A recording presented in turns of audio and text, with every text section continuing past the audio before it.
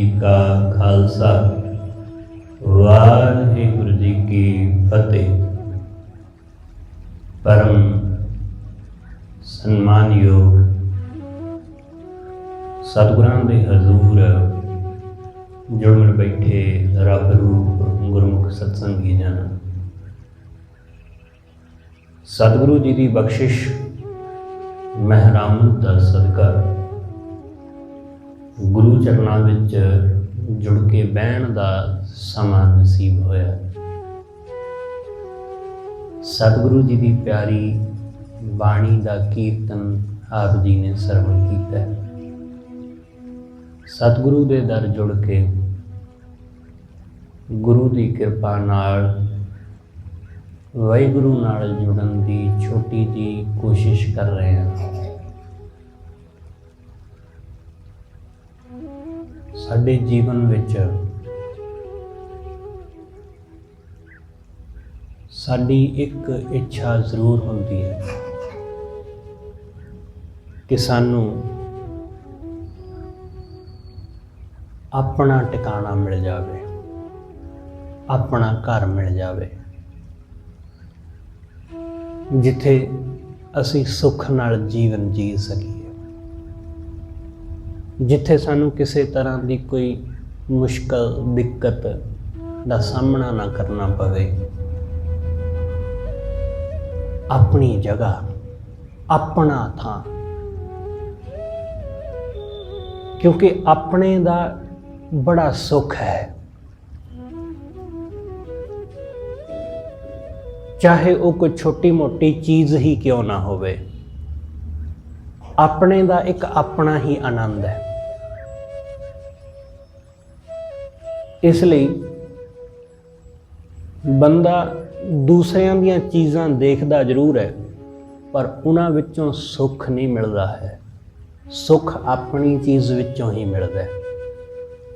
दूसरे दा घर करोड़ां रुपयां दा होवे, बहुत वधिया आलीशान होवे, पर ओदा सानू कोई सुख नहीं। सानू ते अपने घर दा ही सुख है, सानू अपने घर दा ही आनंद है, चाहे वो जैसा भी होवे। दूसरे दी रोटी बहुत वधिया होवे, पर अपने घर दी रुखी सुखी दा ही स्वाद है। इसलिए जो सुख अपने घर विच है वो किसी होर दे नहीं, जो आनंद अपनी चीज़ विच है वो किसी होर दी चीज़ विच नहीं। इसलिए धर्म बंदे नू हमेशा तो यही कहता रहा कि तू किसी दे आसरे ना हो, क्योंकि जदों तू किसी होर दे आसरे हुंदा है ना, तां फिर तू सुख तो वांझा हो जाता है। सुख अपने आसरे ही है, सुख दूसरियां दे आसरे नहीं है। जदों असीं अपने घर विच सुख देखण दी बजाय दूसरे दे घर विच सुख देखण लग जांदे आ, तां साडे जीवन विच कदे सुख नहीं आउंदा। जदों सानू अपनी थाली विच पईआं चीज़ां विच सुख नज़र नहीं आउंदा ते दूसरे दी थाली विच सुख नज़र आउण लग जांदा है, तां सानू कदे सुख हासिल नहीं हुंदा। इसलिए असीं सारी जिंदगी फिर सुख तो खाली रह जांदे हां, सुख तो हीणे रह जांदे हां। सुख साडे कोल ही पिया सी, साडे घर विच, साडी थाली विच, साडे ही पहरावे विच, साडे ही रहण सहण विच, साडे अंदर ही सी। बस असीं उहनूं बाहर लभदे रहे।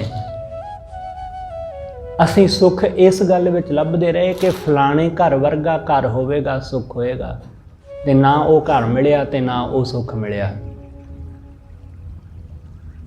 ना ओहो जी कार मिली ते ना ओहो जिहा सुख मिलिया। इसलिए दूसरे वर्गा हो के कदे सुख नहीं मिलता है, अपने आप वर्गा हो के ही सुख मिलता है। जैसे असी हाँ उसे विच सुख है, उसे विच आनंद है। ਇੱਕ ਆਦਮੀ ਉਹ ਬਚਪਨ ਤੋਂ ਹੀ ਜਦੋਂ ਆਕਾਸ਼ ਵਿੱਚ ਦੇਖਦਾ ਸੀ ਨਾ ਹਵਾਈ ਜਹਾਜ਼ ਉੜਦੇ,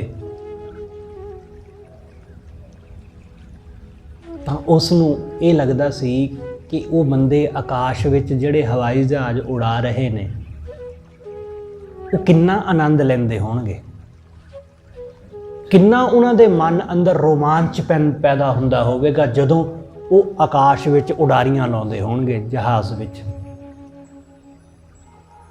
ਤੇ ਇਸ ਆਦਮੀ ਦਾ ਘਰ, ਇਸ ਬੱਚੇ ਦਾ ਘਰ ਪਹਾੜੀ ਘਾਟੀ ਦੇ ਉੱਪਰ ਸੀ।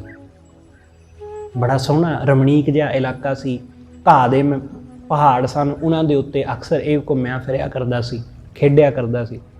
ਪਰ ਜਦੋਂ ਉਹਨਾਂ ਘਾਟੀਆਂ ਤੋਂ ਦੇਖਦਾ ਆਕਾਸ਼ ਵਿੱਚ ਤਾਂ ਹਵਾਈ ਜਹਾਜ਼ ਨਜ਼ਰ ਆਉਂਦੇ, ਤਾਂ ਮਨ ਅੰਦਰ ਐਸਾ ਹੁੰਦਾ ਕਿ ਕਾਸ਼ ਮੈਂ ਵੀ ਹਵਾਈ ਜਹਾਜ਼ ਉਡਾ ਸਕਾਂ। ਜਿਹੋ ਜਿਹਾ ਆਨੰਦ ਉਹ ਬੰਦਾ ਆਕਾਸ਼ ਵਿੱਚ ਜਹਾਜ਼ ਵਿੱਚ ਲੈ ਰਿਹਾ ਉਹੋ ਜਿਹਾ ਮੈਂ ਵੀ ਲਵਾਂ। ਤੇ ਪਰਮੇਸ਼ਰ ਦੀ ਰਜ਼ਾ ਐਸੀ ਕਿ ਉਸ ਨੂੰ ਇਹ ਇੱਛਾ ਸੱਚਮੁੱਚ ਉੱਥੋਂ ਤੱਕ ਲੈ ਗਈ, ਉਹ ਵੱਡਾ ਹੋ ਕੇ ਪਾਇਲਟ ਬਣ ਗਿਆ। ਪਾਇਲਟ ਬਣਿਆ। ਜਦੋਂ ਹੁਣ ਉਹ ਪਾਇਲਟ ਬਣਿਆ ਨਾ, ਹੁਣ ਉਹ ਉਹਨਾਂ ਘਾਟੀਆਂ ਦੇ ਉੱਤੋਂ ਦੀ ਗੁਜ਼ਰਦਾ ਜਹਾਜ਼ ਵਿੱਚ। ਜਦੋਂ ਉਹਨਾਂ ਘਾਟੀਆਂ ਵਿੱਚ ਗੁਜ਼ਰਦਾ ਉੱਪਰ ਆਕਾਸ਼ ਵਿੱਚੋਂ ਦੀ, ਤਾਂ ਹੇਠਾਂ ਨੂੰ ਦੇਖਦਾ ਕਿ ਪਹਾੜੀ ਘਾਟੀਆਂ ਕਿੰਨੀਆਂ ਸੁੰਦਰ ਨਜ਼ਰ ਆ ਰਹੀਆਂ, ਕਿ ਘਾਹ ਦੇ ਪਹਾੜ ਉਹ ਕਿੰਨੇ ਪਿਆਰੇ ਲੱਗ ਰਹੇ ਨੇ। ਉਹਨਾਂ ਘਾਹ ਦੇ ਪਹਾੜਾਂ ਵਿੱਚ ਕਿਵੇਂ ਗਊਆਂ, ਹੋਰ ਭੇਡਾਂ, ਬੱਕਰੀਆਂ ਉਹ ਚਰਦੀਆਂ ਹੋਈਆਂ ਕਿੰਨੀਆਂ ਪਿਆਰੀਆਂ ਲੱਗਦੀਆਂ, ਕਿੰਨਾ ਸੋਹਣਾ ਹੈ। ਉਹ ਹੁਣ ਸੋਚਦਾ ਹੈ ਕਿ ਕਦੋਂ ਮੌਕਾ ਮਿਲੇਗਾ ਮੈਂ ਦੁਬਾਰਾ ਉੱਥੇ ਜਾਵਾਂ, ਹੁਣ ਕਦੋਂ ਅਵਸਰ ਮਿਲੇਗਾ ਮੈਂ ਉਹਨਾਂ ਘਾਟੀਆਂ ਦੇ ਵਿੱਚ ਫਿਰ ਜਾ ਕੇ ਖੇਡਾਂ, ਫਿਰ ਮੈਂ ਉਹੀ ਆਨੰਦ ਮਾਣਾ। ਬਸ ਇਹੀ ਕਹਾਣੀ ਹੈ ਬੰਦੇ ਦੀ। ਪਹਿਲਾਂ ਇਹ ਕਿਸੇ ਚੀਜ਼ ਨੂੰ ਹਾਸਲ ਕਰਨਾ ਚਾਹੁੰਦਾ ਹੈ, ਜਦੋਂ ਕਰ ਲੈਂਦਾ ਤਾਂ ਫਿਰ ਇਹ ਪਿਛਾਂਹ ਨੂੰ ਦੇਖਦਾ, ਫਿਰ ਸੋਚਦਾ ਕਿ ਉਹ ਚੰਗਾ ਸੀ।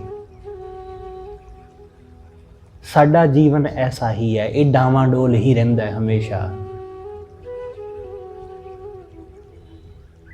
ਜਦੋਂ ਕੋਈ ਚੀਜ਼ ਸਾਡੇ ਕੋਲ ਨਹੀਂ ਹੁੰਦੀ ਤਾਂ ਉਹਦੇ ਵਿੱਚ ਬਹੁਤ ਸੁੱਖ ਲੱਗਦਾ ਹੈ, ਉਹਦੇ ਵਿੱਚ ਬਹੁਤ ਰੋਮਾਂਚ ਲੱਗਦਾ ਹੈ ਕਿ ਬੜਾ ਆਨੰਦ ਹੈ ਉਹਦੇ ਵਿੱਚ। ਪਰ ਜਦੋਂ ਉਹ ਚੀਜ਼ ਮਿਲ ਜਾਂਦੀ ਹੈ ਤਾਂ ਫਿਰ ਉਹਦਾ ਆਨੰਦ ਗਵਾਚ ਜਾਂਦਾ ਹੈ, ਉਹਦਾ ਰੋਮਾਂਚ ਗਵਾਚ ਜਾਂਦਾ ਹੈ। ਤਾਂ ਫਿਰ ਉਹੀ ਜਿਵੇਂ ਜਦੋਂ ਅਸੀਂ ਬਚਪਨ ਵਿੱਚ ਹੁੰਦੇ ਹਾਂ ਉਦੋਂ ਨਹੀਂ ਕੋਈ ਪਤਾ ਲੱਗਦਾ ਬਚਪਨ ਦਾ, ਜਦੋਂ ਬੁੱਢੇ ਹੋ ਜਾਂਦੇ ਹਾਂ ਫਿਰ ਸੋਚਦੇ ਹਾਂ ਬੱਚੇ ਹੀ ਚੰਗੇ ਸੀ, ਜਵਾਨ ਹੁੰਦੇ ਹੀ ਨਾ। ਇਹ ਸਾਡੀ ਫਿਤਰਤ ਹੀ ਐਸੀ ਹੈ, ਸਾਡਾ ਸੁਭਾਅ ਹੀ ਐਸਾ ਹੈ, ਕਿਉਂਕਿ ਸਾਨੂੰ ਅਗਾਂਹ ਦੀ ਫਿਕਰ ਲੱਗੀ ਰਹਿੰਦੀ ਹੈ ਕਿ ਅਗਾਂਹ ਕੱਲ। ਤੇ ਇਸ ਚੱਕਰ ਵਿੱਚ ਸਾਡਾ ਅੱਜ ਗੁੰਮ ਜਾਂਦਾ ਹੈ। ਬੱਚੇ ਆ ਤਾਂ ਜਵਾਨ ਹੋਣ ਵਾਲੇ ਪਾਸੇ ਨੂੰ ਦੌੜ ਰਹੇ ਆ, ਬਚਪਨ ਨੂੰ ਮਾਣ ਹੀ ਨਹੀਂ ਪਾਉਂਦੇ ਅਸੀਂ। ਜਦੋਂ ਜਵਾਨ ਹੋ ਜਾਂਦੇ ਆ ਫਿਰ ਪਤਾ ਲੱਗਦਾ ਬਚਪਨ ਤਾਂ ਲੰਘ ਗਿਆ, ਬਚਪਨ ਦਾ ਤੇ ਆਨੰਦ ਹੀ ਨਹੀਂ ਲੈ ਸਕੇ। ਇਹ ਸੋਚਦੇ ਆ ਜਵਾਨੀ ਗੁਜ਼ਰ ਜਾਂਦੀ। ਜਦੋਂ ਜਵਾਨੀ ਗੁਜ਼ਰ ਜਾਂਦੀ ਹੈ ਫਿਰ ਬੁਢਾਪਾ ਆ ਜਾਂਦਾ ਹੈ। ਬੁਢਾਪਾ ਆ ਜਾਂਦਾ ਤਾਂ ਫਿਰ ਸੋਚਦੇ ਆ ਕਿ ਕੀ ਕੀਤਾ, ਕੁਛ ਵੀ ਨਹੀਂ ਜਵਾਨੀ ਵਿੱਚ, ਉਹਦਾ ਤੇ ਆਨੰਦ ਹੀ ਨਹੀਂ ਮਾਣ ਸਕੇ। ਬਸ ਇਵੇਂ ਹੀ ਸਮਾਂ ਗੁਜ਼ਰ ਜਾਂਦਾ ਹੈ, ਮੌਤ ਆ ਜਾਂਦੀ ਹੈ, ਖਾਲੀ ਰਹਿ ਜਾਂਦੇ ਆ।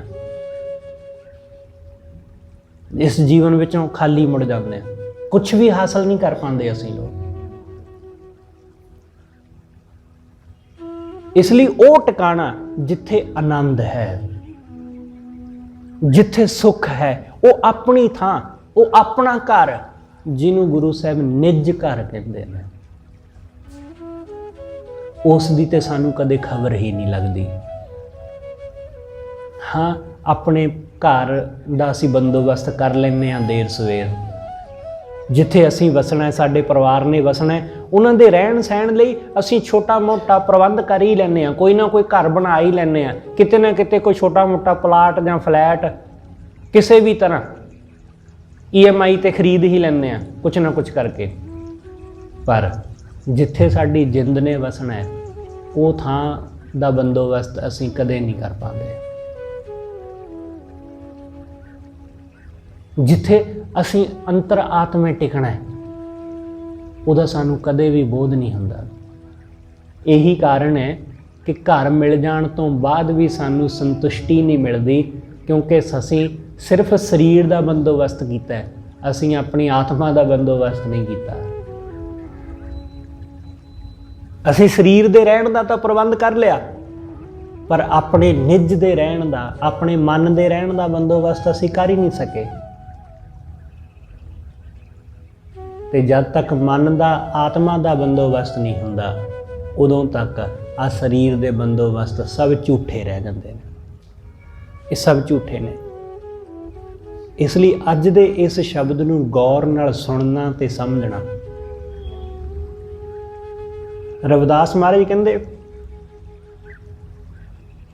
ਕਿ ਮੈਨੂੰ ਹੁਣ ਆਪਣਾ ਵਤਨ ਮਿਲ ਗਿਆ, ਅਬ ਮੋਹੇ ਖੂਬ ਵਤਨਗਾਹ ਪਾਈ। ਹੁਣ ਮੈਂ ਵਤਨਗਾਹ ਪ੍ਰਾਪਤ ਕਰ ਲਈ। ਵਤਨਗਾਹ ਦਾ ਮਤਲਬ ਕਿ ਵਸਣ ਦੀ ਥਾਂ। ਮੈਂ ਆਪਣਾ ਨਿੱਜ ਘਰ ਹਾਸਲ ਕਰ ਲਿਆ, ਸਥਾਨ, ਉਹ ਥਾਂ ਜਿੱਥੋਂ ਹੁਣ ਮੈਨੂੰ ਕੋਈ ਕੱਢ ਨਹੀਂ ਸਕਦਾ ਹੈ। ਮੇਰੇ ਵਸਣ ਦੀ ਜਗ੍ਹਾ। ਅਬ ਮੋਹੇ ਖੂਬ, ਖੂਬ ਮਤਲਬ ਬਹੁਤ ਪਿਆਰੀ ਜਗ੍ਹਾ, बहुत सुंदर, बड़ी रमणीक, ऐसी प्यारी जगह कि जिथे आनंद ही आनंद है, जिथे सुख ही सुख है, जिहदी कल्पना असी सुपनियां विच करते हैं, जिहदी असी कल्पना करते हैं कि प्यारा जिहा घर के सामने नदी होवे जां समंदर होवे, कोई रौला रप्पा ना होवे, बिल्कुल शांत इलाका होवे, आले दुआले पंछियां दा चहचहाना होवे, रंग बिरंगे फुल आले दुआले लगे होण, बहुत प्यारी रमणीक जी जगह जिथे शांति है, जिथे आनंद है, जिथे बड़ा सुकून मिलता है बह के। रविदास जी कहते मैनूं वो थां मिल पई, वो आनंद मिल गया मैनूं। अब मोहे खूब वतनगाह पाई, बड़ी प्यारी जगह, बड़ी खूब। ते उत्थे है कि उहाँ खैर सदा मेरे भाई, उत्थे हमेशा ही खैर है, उत्थे खैर है। असीं यही ते चाहुंदे हां कि जिथे वसीए हमेशा खैर होवे, हमेशा सुख होवे। साडी कामना की है? तुसीं जिन्नी वारी भी अरदास कीती है, की कीता अरदास विच? यही अरदास कीती ना कि सुख शांति होवे। इस तो बिना कोई होर गल मंगी कदे? मैनूं नहीं लगदा कि कुछ होर कदे क्या होवे। यही कहा तंदुरुस्ती होवे जी, सुख शांति होवे, बस। होर की बाकी चीज़ां ते वो ते आउंदियां जांदियां रहिंदियां। तंदुरुस्ती चाहिए है, बाकी आपे मिल जाना सब। सुख शांति बनी रहे, बस ठीक है, बस। रविदास जी कहते मैनूं वो थां मिल गई जिथे हमेशा ही सुख शांति है, जिथे हमेशा ही खैर है। उहाँ खैर सदा मेरे भाई उत्थे हमेशा खैर है। रविदास जी कहते जिथे मैं वस गया, जिथे मैं आ वसिया, जिस शहर दा मैं वासी हो गया। असीं यही ते तलाश कर रहे हैं, इसलिए ते असीं एक थां तो दूसरी थां ते चले जाते हैं। पहला किसी होर जगह उठ के इत्थे आए सां, हुण इत्थे देख रहे हैं कि रौला गौला बहुत वध गया, आले दुआले बड़े रौला गौला हो गया, बड़े अजीब जिहे लोग आके बस गए। चलो हुण किते होर घर लै लईए।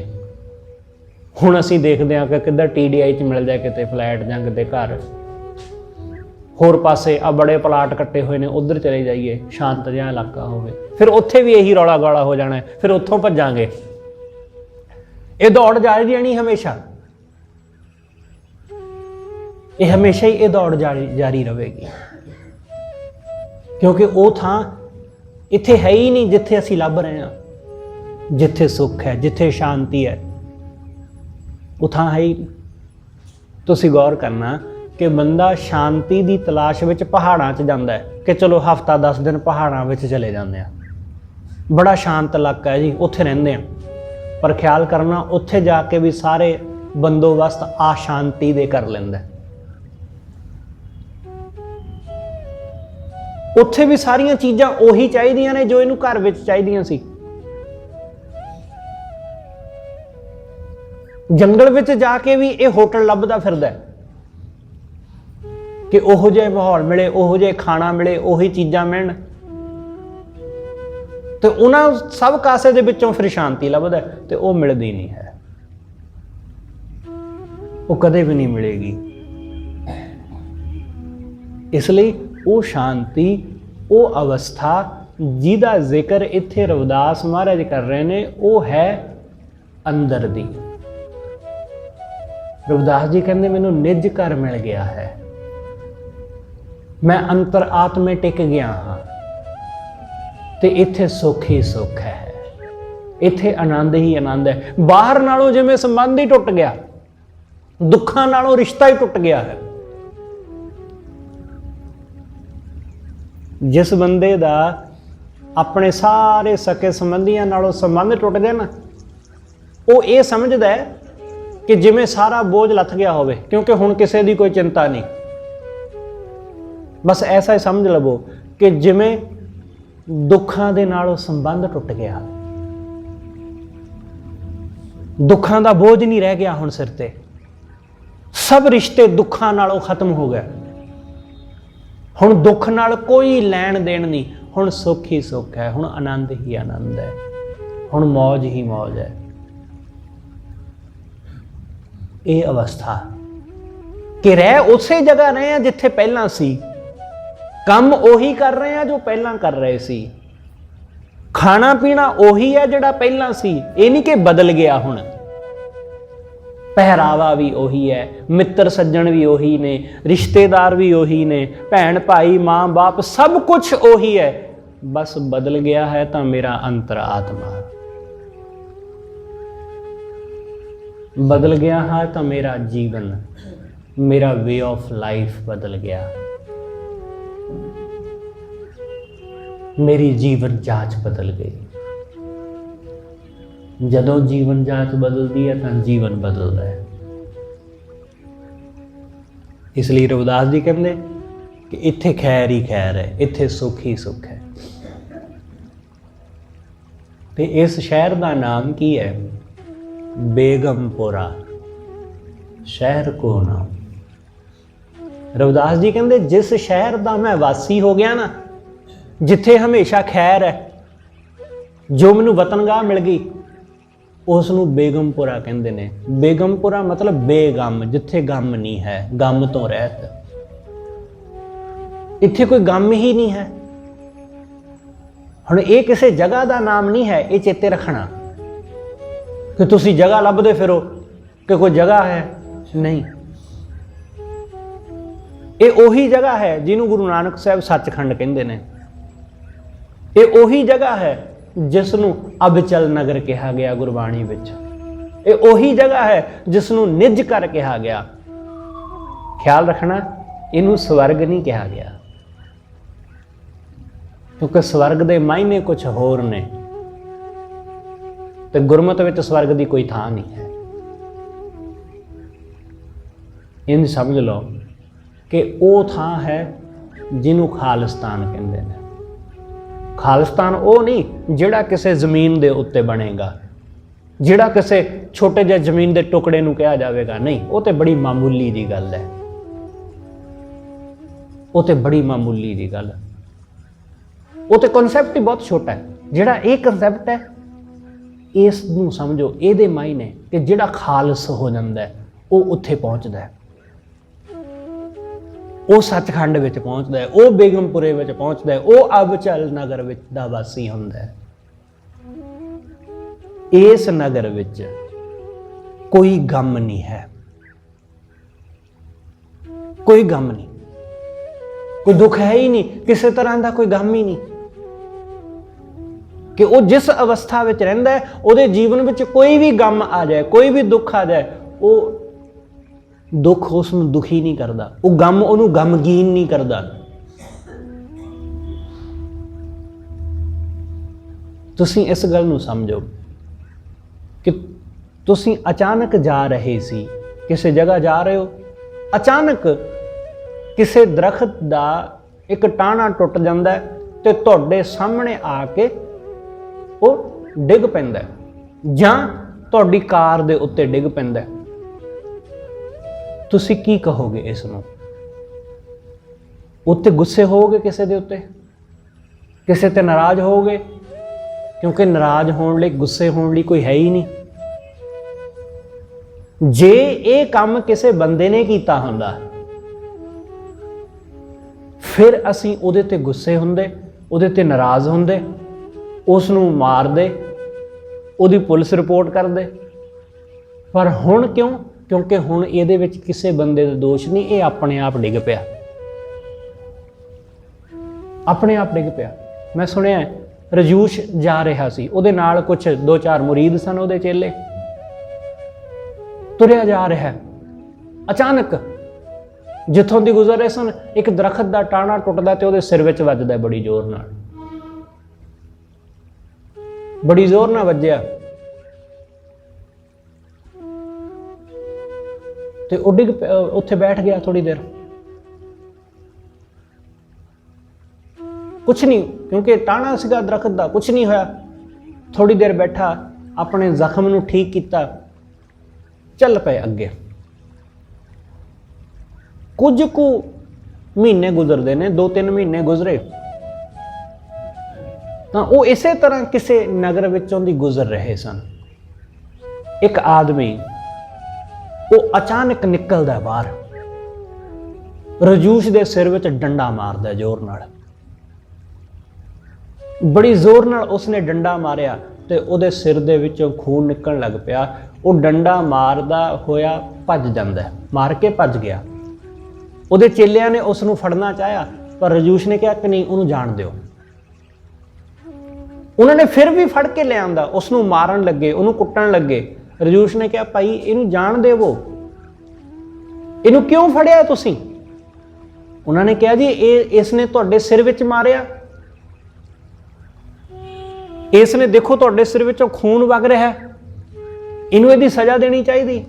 ਰਜੂਸ਼ ਨੇ ਕਿਹਾ ਕਿ ਆ ਕੁਝ ਕੁ ਸਮਾਂ ਪਹਿਲਾਂ ਦੀ ਗੱਲ ਹੈ, ਇਸੇ ਤਰ੍ਹਾਂ ਆਪਾਂ ਲੰਘ ਰਹੇ ਸਾਂ ਕਿ ਮੇਰੇ ਸਿਰ ਦੇ ਵਿੱਚ ਦਰਖਤ ਦਾ ਇੱਕ ਟਾਹਣਾ ਆ ਕੇ ਵੱਜਾ।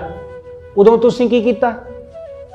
ਉਹ ਕਹਿੰਦੇ ਉਦੋਂ ਅਸੀਂ ਕੀ ਕਰਦੇ, ਉਹ ਤਾਂ ਦਰਖਤ ਤੋਂ ਡਿੱਗਿਆ ਸੀ, ਉਹ ਕਿਸੇ ਬੰਦੇ ਨੇ ਥੋੜੀ ਮਾਰਿਆ ਸੀ, ਉਹ ਤਾਂ ਦਰਖਤ ਤੋਂ ਡਿੱਗਾ ਸੀ, ਉਹ ਤਾਂ ਅਚਾਨਕ ਟੁੱਟ ਗਿਆ ਸੀ। ਰਜੂਸ਼ ਨੇ ਕਿਹਾ ਬਸ ਇਹੀ ਸਮਝ ਲਵੋ ਕਿ ਮੈਂ ਗੁਜ਼ਰ ਰਿਹਾ ਸਾਂ, ਇਹ ਆਦਮੀ ਦਰਖਤ ਹੈ ਤੇ ਇਹਦੇ ਤੋਂ ਇੱਕ ਟਾਹਣਾ ਟੁੱਟ ਕੇ ਡਿੱਗ ਪਿਆ ਤੇ ਉਹ ਮੇਰੇ ਸਿਰ ਵਿੱਚ ਵੱਜਾ, ਬਸ ਇਹਨੂੰ ਜਾਣ ਦੇਵੋ, ਇਹਨੂੰ ਜਾਣ ਦਿਓ। ਇਸ ਲਈ ਜਿਸ ਨੇ ਉਸ ਵਾਹਿਗੁਰੂ ਨਾਲ ਸਾਂਝ ਪਾਈ ਹੈ, ਜਿਹੜਾ ਉਸ ਸ਼ਹਿਰ ਵਿੱਚ ਵਸਦਾ ਹੈ, ਉਹ ਇਸ ਤਰ੍ਹਾਂ ਗਮ ਤੋਂ ਰਹਿਤ ਹੈ, ਉਹ ਦੁੱਖ ਤੋਂ ਰਹਿਤ ਹੈ, ਉਹ ਦੁੱਖ ਤੋਂ ਰਹਿਤ ਹੈ। ਉਹਨੇ ਆਪਣੇ ਆਪ ਨੂੰ ਜੋੜਿਆ ਹੀ ਨਹੀਂ ਕਿ ਤੂੰ ਮਾਰਿਆ ਮੈਨੂੰ, ਨਹੀਂ। ਉਸਨੇ ਕਿਹਾ ਕਿ ਬਸ ਇਹਨੇ ਮਾਰਨਾ ਸੀ ਕਿਸੇ ਨੂੰ, ਜਿਵੇਂ ਉਸ ਦਰਖਤ ਦਾ ਟਾਹਣਾ ਟੁੱਟਣਾ ਹੀ ਸੀ, ਮੈਂ ਨਾ ਹੇਠਾਂ ਆਉਂਦਾ ਕੋਈ ਹੋਰ ਆ ਜਾਂਦਾ,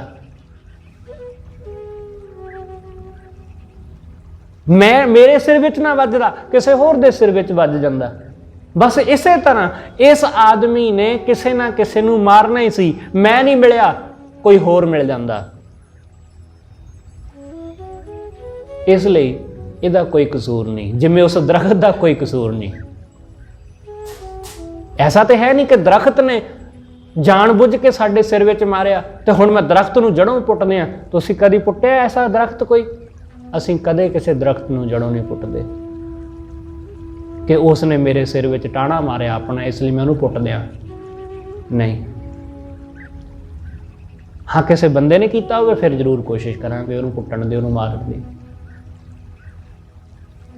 ਇਸ ਲਈ ਰਵਿਦਾਸ ਜੀ ਕਹਿੰਦੇ ਮੈਂ ਉਸ ਸ਼ਹਿਰ ਵਿੱਚ ਵੱਸਦਾ ਵਾਂ ਜਿੱਥੇ ਕੋਈ ਗਮ ਨਹੀਂ ਹੈ।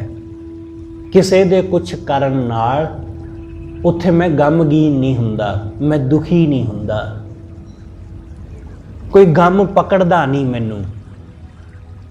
ਬੇਗਮਪੁਰਾ ਸ਼ਹਿਰ ਕੋ ਨਾਉ, ਦੁੱਖ ਅੰਦੋ ਨਹੀਂ ਤੇ ਠਾਉ। ਉੱਥੇ ਕੋਈ ਦੁੱਖ ਨਹੀਂ ਹੈ, ਅੰਦੋ ਕੋਈ ਚਿੰਤਾ ਨਹੀਂ ਹੈ, ਅੰਦੋ ਚਿੰਤਾ ਨਹੀਂ ਸਤਾਉਂਦੀ ਉੱਥੇ। ਰਵਿਦਾਸ ਜੀ ਕਹਿੰਦੇ ਮੈਂ ਐਸੀ ਅਵਸਥਾ ਵਿੱਚ ਵਸਦਾ ਵਾਂ ਜਿੱਥੇ ਦੁੱਖ ਹੀ ਨਹੀਂ ਹੈ, ਕੋਈ ਚੀਜ਼ ਦੁਖੀ ਨਹੀਂ ਕਰਦੀ, ਕੋਈ ਚਿੰਤਾ ਨਹੀਂ ਹੈ। ਚਿੰਤਾ ਅੰਦਰੋਂ ਅੰਦਰੀ ਦੁਖੀ ਜਾਣਾ। ਤੁਸੀਂ ਚਿੰਤਾਤੁਰ ਆਦਮੀ ਨੂੰ ਦੇਖੋ, ਉਹ ਕਿਵੇਂ ਕਿਸੇ ਚੀਜ਼ ਦੀ ਚਿੰਤਾ ਦੇ ਵਿੱਚ ਗਲਤਾਨ ਹੋਇਆ। ਉਹਦੇ ਮੱਥੇ ਨੂੰ ਦੇਖੋ, ਉਹਦਾ ਮੱਥਾ ਕਿਵੇਂ ਖਿੱਚਿਆ ਹੋਇਆ, ਕਿਵੇਂ ਤਣਾਅ ਵਿੱਚ ਹੈ, ਤਣਾਅ ਨਾਲ ਭਰਿਆ ਹੋਇਆ। ਚਿੰਤਾ ਹੈ, ਬਹੁਤ ਸਾਰੀਆਂ ਚਿੰਤਾਵਾਂ ਨੇ, ਕੁਛ ਨਹੀਂ ਮਿਲ ਰਿਹਾ ਚਿੰਤਾ ਹੈ, ਬਹੁਤ ਜ਼ਿਆਦਾ ਮਿਲ ਗਿਆ ਉਸ ਦੀ ਵੀ ਚਿੰਤਾ ਹੈ, ਉਹਨੂੰ ਸੰਭਾਲਣਾ ਕਿਵੇਂ ਹੈ। ਸਭ ਚੀਜ਼ਾਂ ਦੀਆਂ ਚਿੰਤਾਵਾਂ ਮਨ ਵਿੱਚ ਲੈ ਕੇ ਬੈਠਾ ਹੋਇਆ। ਰਵਿਦਾਸ ਜੀ ਕਹਿੰਦੇ ਬੇਗਮਪੁਰੇ ਸ਼ਹਿਰ ਵਿੱਚ ਕੋਈ ਚਿੰਤਾ ਨਹੀਂ ਹੈ। ਜਿਸ ਅਵਸਥਾ ਵਿੱਚ ਮੈਂ ਵਸਦਾ ਉੱਥੇ ਕੋਈ ਫਿਕਰ ਨਹੀਂ ਹੈ, ਕੋਈ ਚਿੰਤਾ ਨਹੀਂ, ਕੋਈ ਦੁੱਖ ਨਹੀਂ, ਕੋਈ ਚਿੰਤਾ ਨਹੀਂ। ਦੁੱਖ ਅੰਦੋ ਨਹੀਂ ਤੇ ਠਾਉ, ਨਾ ਤਸਵੀਸ ਖਿਰਾਜ ਨਾ ਮਾਲ। ਉਸ ਜਗ੍ਹਾ ਕਿਸੇ ਤਰ੍ਹਾਂ ਦੀ ਕੋਈ ਤਸਵੀਸ, ਕੋਈ ਫਿਕਰ ਉੱਥੇ ਨਹੀਂ ਹੈ। ਖਿਰਾਜ, ਖਿਰਾਜ ਕਹਿੰਦੇ ਟੈਕਸ। ਉੱਥੇ ਕਿਸੇ ਤਰ੍ਹਾਂ ਦਾ ਕੋਈ ਟੈਕਸ ਨਹੀਂ ਦੇਣਾ ਪੈਂਦਾ, ਕੋਈ ਕਰ ਨਹੀਂ ਦੇਣਾ ਪੈਂਦਾ। ਇਸ ਲਈ ਇਸ ਗੱਲ ਦੀ ਵੀ ਬੰਦਿਆਂ ਨੂੰ ਚਿੰਤਾ ਰਹਿੰਦੀ ਹੈ ਕਿ ਕਮਾਈ ਥੋੜ੍ਹੀ ਹੈ ਤੇ ਟੈਕਸ ਜ਼ਿਆਦਾ, ਜਿਵੇਂ ਸਾਡੇ ਦੇਸ਼ ਵਿੱਚ ਹੈ। ਜੋ ਬਹੁਤ ਸਾਰੇ ਟੈਕਸ ਨੇ ਜਿਹੜੇ ਸਾਨੂੰ ਭਰਨੇ ਪੈਂਦੇ ਨੇ, ਖਾਮ ਖਾਈ ਖਾਣ ਪੀਣ ਦੀਆਂ ਚੀਜ਼ਾਂ ਦੇ ਉੱਤੇ ਬਹੁਤ ਜ਼ਿਆਦਾ ਟੈਕਸ ਦੇਣਾ ਪੈਂਦਾ ਸਾਨੂੰ। ਇਸ ਗੱਲ ਨਾਲੋਂ ਅਰਬ ਕੰਟਰੀਆਂ ਵਿੱਚ, ਮੈਂ ਕੁਵੈਤ ਵਿੱਚ ਗਿਆ, ਉੱਥੇ ਖਾਣ ਪੀਣ ਦੇ ਉੱਤੇ ਕੋਈ ਟੈਕਸ ਨਹੀਂ। ਖਾਣ ਪੀਣ ਤੇ ਕੀ, ਤੁਹਾਡੀ ਇਨਕਮ ਤੇ ਵੀ ਕੋਈ ਟੈਕਸ ਨਹੀਂ ਹੈ। ਜਿੰਨਾ ਮਰਜ਼ੀ ਕਮਾਓ, 1 ਰੁਪਈਆ ਤੁਹਾਨੂੰ ਟੈਕਸ ਦਾ ਨਹੀਂ ਦੇਣਾ ਪੈਂਦਾ, ਕੋਈ ਟੈਕਸ ਨਹੀਂ। ਖਾਣ ਪੀਣ ਉੱਤੇ ਤਾਂ ਬਿਲਕੁਲ ਵੀ ਨਹੀਂ ਹੈ, 1 ਪੈਸੇ ਦਾ ਖਾਣ ਪੀਣ ਉੱਤੇ ਟੈਕਸ ਨਹੀਂ। ਉਹਨਾਂ ਦੀ ਜਿਹੜੀ ਇੱਕ ਰਵਾਇਤੀ ਰੋਟੀ, ਜਿਵੇਂ ਆਪਣੀ ਪੰਜਾਬ 'ਚ ਕਹ ਲਓ ਮੱਕੀ ਦੀ ਰੋਟੀ ਹੈ, ਉਹਨਾਂ ਦੀ ਜਿਹੜੀ ਰੋਟੀ ਹੈ ਕੁਵੈਤ ਵਿੱਚ ਜਾਂ ਅਰਬ ਦੇ ਵਿੱਚ, ਉਹਨੂੰ ਹੌਸ ਕਹਿੰਦੇ ਨੇ। ਉਹ ਅੱਜ ਤੋਂ 30 ਸਾਲ ਪਹਿਲਾਂ ਵੀ ਉਹ 20 ਪੈਸੇ ਦੀਆਂ 5 ਰੋਟੀਆਂ ਆਉਂਦੀਆਂ ਸੀ ਤੇ ਅੱਜ ਵੀ 20 ਪੈਸੇ ਦੀਆਂ ਹੀ ਆਉਂਦੀਆਂ, ਅੱਜ ਵੀ ਉਨੀਆਂ ਹੀ। ਤੇ ਤੁਸੀਂ ਇੱਥੋਂ ਦੇ ਹਿਸਾਬ ਲਾ ਕੇ ਦੇਖ ਲਓ ਕਿ ਇੱਥੇ ਸਾਡੀ ਚੀਜ਼ ਫਰਕ ਕੀ ਹੈ। ਕਿ ਅੱਜ ਤੋਂ 10 ਸਾਲ ਪਹਿਲਾਂ ਚਾਹ ਦਾ ਕੱਪ ਜਾਂ ਖਾਣ ਦੀਆਂ ਚੀਜ਼ਾਂ ਤੇ ਹੁਣ ਤੇ ਦੇਖ ਲਓ ਫਰਕ। ਉੱਥੇ ਉਨਾ ਹੀ ਹੈ, ਰੇਟ ਨਹੀਂ ਕੋਈ ਵਧਾਇਆ ਉਹਨਾਂ ਨੇ, ਖਾਣ ਪੀਣ ਦੀ ਚੀਜ਼ ਦਾ ਉਨਾ ਹੀ ਹੈ ਜਿੰਨਾ ਪਹਿਲਾਂ ਸੀ, ਕਿਉਂਕਿ ਟੈਕਸ ਨਹੀਂ ਹੈ ਉੱਥੇ। ਤੇ ਤੁਸੀਂ ਇਸ ਅਵਸਥਾ ਨੂੰ ਸਮਝੋ ਕਿ ਜਿਸ ਦੀ ਗੱਲ ਰਵਿਦਾਸ ਜੀ ਕਹਿੰਦੇ। ਰਵਿਦਾਸ ਜੀ ਕਹਿੰਦੇ ਨਾ ਤਸਵੀਰ ਖਿਰਾਜ ਨਾ ਮਾਲ। ਇੱਥੇ ਕੋਈ ਮਾਲ ਨਹੀਂ ਹੈ, ਕੋਈ ਕਿਸੇ ਤਰ੍ਹਾਂ ਦਾ ਟੈਕਸ ਨਹੀਂ ਹੈ, ਕੋਈ ਕਿਸੇ ਤਰ੍ਹਾਂ ਦੀ ਚਿੰਤਾ ਨਹੀਂ, ਫਿਕਰ ਨਹੀਂ, ਕੋਈ ਫਿਕਰ ਨਹੀਂ। ਨਾ ਤਸਵੀਰ ਖਿਰਾਜ ਨਾ ਮਾਲ, ਕੋਈ ਖਿਰਾਜ ਨਹੀਂ, ਕੋਈ ਮਾਲ ਦਾ ਟੈਕਸ ਨਹੀਂ। ਖੌਫ ਨਾ ਖਤਾ, ਖੌਫ ਡਰ, ਕੋਈ ਡਰ ਭੈ ਹੀ ਨਹੀਂ ਹੈ। ਅਸੀਂ ਲੋਕ ਡਰ ਵਿੱਚ ਜੀਵਨ ਜਿਉਂਦੇ ਰਹਿੰਦੇ ਹਾਂ ਕਿ ਡਰ ਵਿੱਚ ਬਹੁਤ ਸਾਰੀਆਂ ਚਿੰਤਾਵਾਂ ਨੇ ਤੇ ਬਹੁਤ ਸਾਰੇ ਡਰ ਨੇ ਸਾਡੇ ਮਨਾਂ ਵਿੱਚ।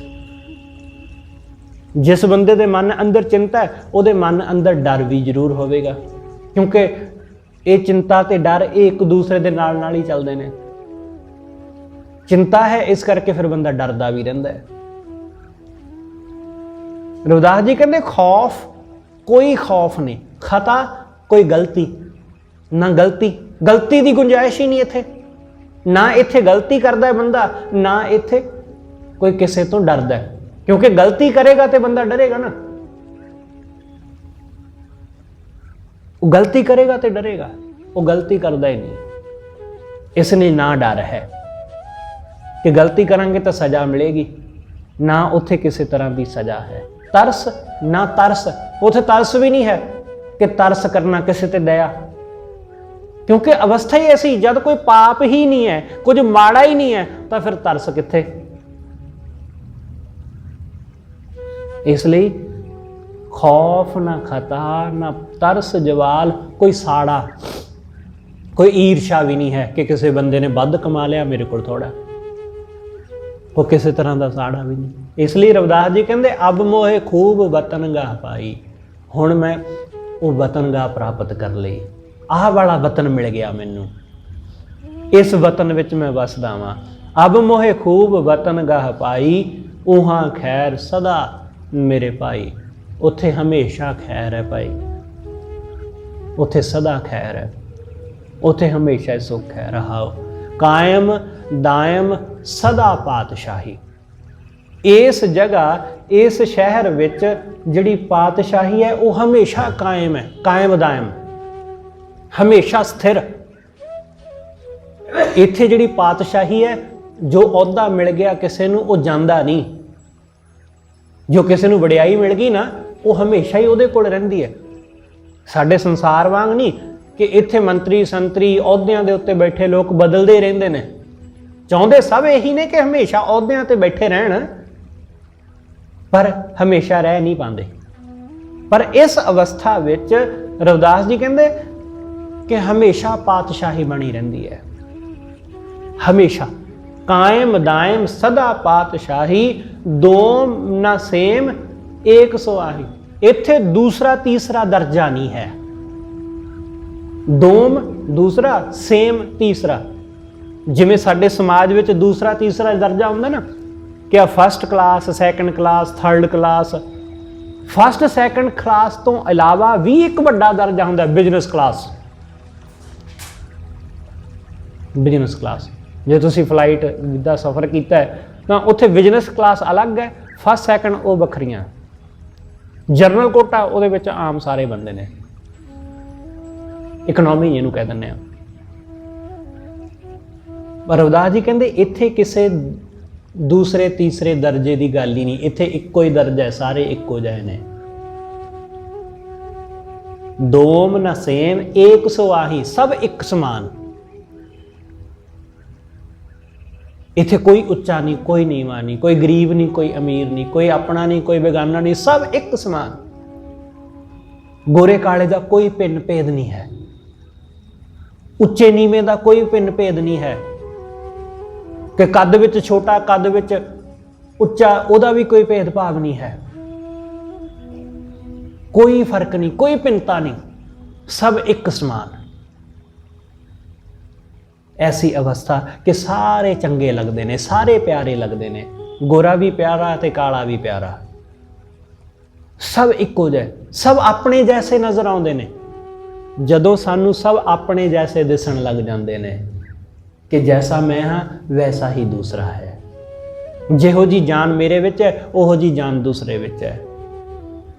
जिमें दुख मैनू पहुँचता है जदों मेरे कोई सੱਟ चोट वजदी, इवें दूसरे नूं पहुँचता है। बस जदों सब अपने जैसे नज़र आउण लग जाते हैं।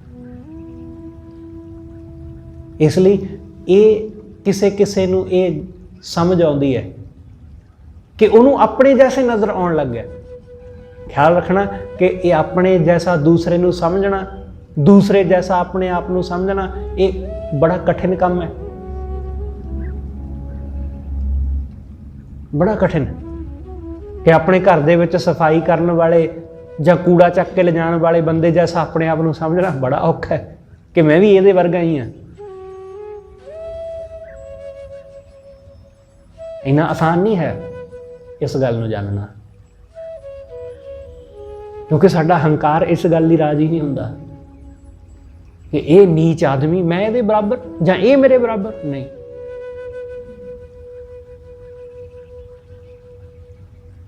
इसलिए उहदे बराबर तो दूर की गल है, कई बारी तो ऐसा भी देखण विच आया है कि जिहड़ा बंदा किसी साडे घरां दा कूड़ा चक के ले जांदा, सानूं उहदा नाम तक नहीं पता हुंदा। बस कोई अपने तरफों असी कोई निशानी या कोई अपना कोई नाम रखा हुंदा उहदा, ते असी अपने जैसा जां उहनूं अपने जैसा किवें जाण लांगे। इसलिए बड़ा कठिन है। ये उही जान पाता है जिहदे अंदर वाहिगुरू वस जाता है, क्योंकि उन्हें देख लिया कि मेरे अंदर भी उही वसदा है, उहदे अंदर भी उही वसदा है। इसलिए भिन्न भेद मिट गया, भिन्न भेद फर्क खत्म हो गया। काम वो वक्खो वखरा है, उहदा काम सफाई करना है, बस मेरा काम कुछ होर कुर्सी ते बह के कोई होर काम करना है, बस काम है, होर कुछ भी नहीं। होर भिन्न भेद मन दे मिट गए, और मन दियां सब भिन्नतावां मिट गईयां बस। इसलिए दोम न सेम एक सो आही, सब एक हो जाए, एक समान। आबादान आबादान, इसनूं समझना आबाद, पिछे ना लग्या होया नन्ना शब्द आबाद।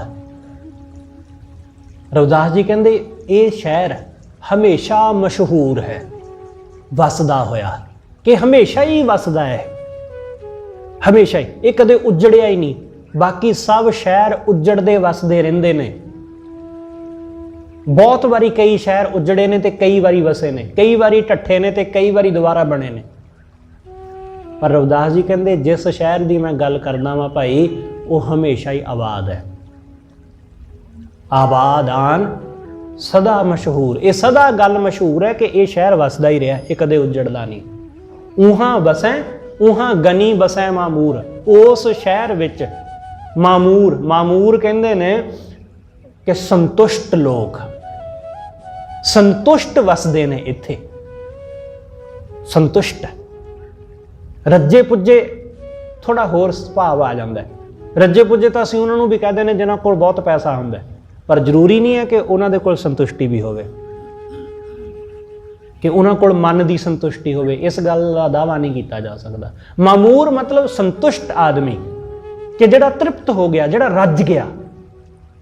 रविदास जी कहते इस जगह संतुष्ट लोग वसदे ने, संतुष्ट, कि जो मिल गया उहदे विच राजी। इसलिए रविदास जी संतुष्ट ने। उन्होंने कोई आदमी पारस पत्थर दे जाता है कि लै भाई तू बड़ा गरीब आदमी है, तू जुत्तियां गंढ के गुजारा करदा है, तू आ सोने विच बदल लै हर चीज़ नूं, तू अपनी रंबियां नूं भी सोने विच बदल लै, ये लोहे दियां ने, सोना बन जाएगा, तेरा घर बार सब बदल जाएगा। वो दे के चला गया, कई महीनों बाद वापस मुड़िया। रविदास जी फिर उसे झुग्गी विच बैठे, उस तरह वो अपनी जुत्तियां गंढदे पे। वो सगों आदमी गुस्से होया, उसने कहा कि तू यह पत्थर आप ते वरतिया नहीं, मेरे तो भी गवाया। जे तू इस पत्थर नूं वरतदा तेरी गरीबी कट्टी जाती। रविदास जी कहते मैं इत्थे खुश हाँ, मैं जिथे हाँ, मैनू इस झुग्गी विच ही बड़ा आनंद है, मैनू आ अपनी किरत दे विच ही बड़ा सुकून है। इसलिए वो उस अवस्था विच वसदे ने जिथे रज्जे हुए संतुष्ट आदमी वसदे, जिथे किसी चीज़ की कोई कमी नहीं। त्यों त्यों सैल करें ज्यों भावें, वो इवें जिमें उन्होंने भाउंदा है ना, त्यों त्यों उवें उवें विचरदे ने। सैल मतलब सैर करना, वो संसार विच इवें सैर करते हैं, इवें विचरदे ने जिमें उन्होंने चंगा लगता है। वो अपनी मर्जी नाल, भगत अपनी मर्जी नाल विचरदा जे, उन्होंने बन के नहीं तुसीं उन्होंने संसार विच तोर सकते कि भाई जिमें असीं कहांगे उवें कर, जिमें असीं बोलांगे उवें बोल ना। उन्होंने तो जो चंगा लगता है वही बोलेगा, उन्होंने जो चंगा लगता है वही कहेगा। नामदेव जी नूं धक्के नाल कहा जाता है कि तू अल्लाह कह, वो नहीं कहते। पर नामदेव जी मां कहती है कि पुत्र मैं तेनों बहुत बारी देखिया तू अल्लाह अल्लाह करदा है, तू हुण भी कह दे, की फर्क पैंदा। उन्होंने कहा मां धक्के नाल नहीं, वो तो मैं अपनी मौज विच कहना वा, वो तो मैं अपनी मस्ती विच कहना वा, धक्के नाल मैं अल्लाह नहीं कहता। धक्के नाल तो मैं वाहिगुरू भी नहीं कहांगा, चाहे जो मर्जी हो जाए। भगत ऐसा है, गुरसिख ऐसा है, धक्के नाल उहदे तो तुसीं कुछ भी नहीं करा सकते, जबरदस्ती। वो अपनी मर्जी नाल विचरदे ने। त्यों त्यों सैल करें ज्यों भावै, तिवें तिवें वो सैल करते हैं जिमें जिमें उन्होंने भाउंदा है।